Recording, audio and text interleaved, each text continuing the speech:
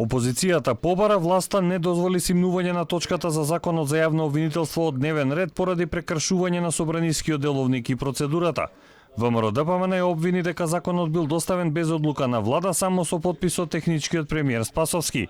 За министерката за правда Десковска се работи за технички грешки кои брзо биле исправени.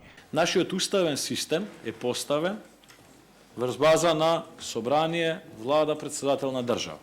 Само председателот на државата може да носи индивидуални акти. Председател на влада не може да носи одлуки во име на влада.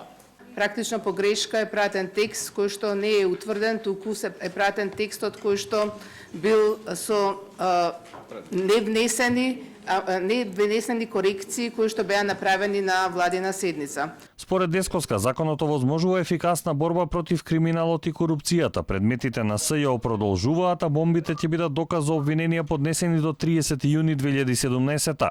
Се воведувале ефикасни механизми за избор и работа на обвинителите.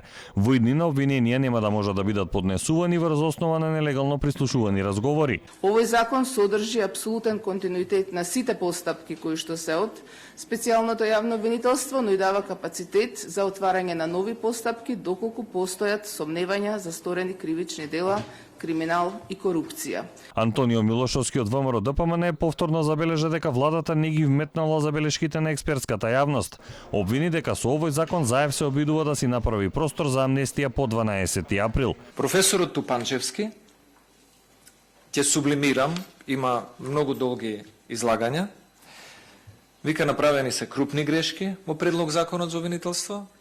Предлог законот за обвинителство како текст мора да биде вратен на сериозна до обработка. Професорот Каладжиев вика има смешни и дилетантски одредби во законот и го прозивам обвинителот Јовески да го покаже писмото од притворената обвинителка Катица Јанева.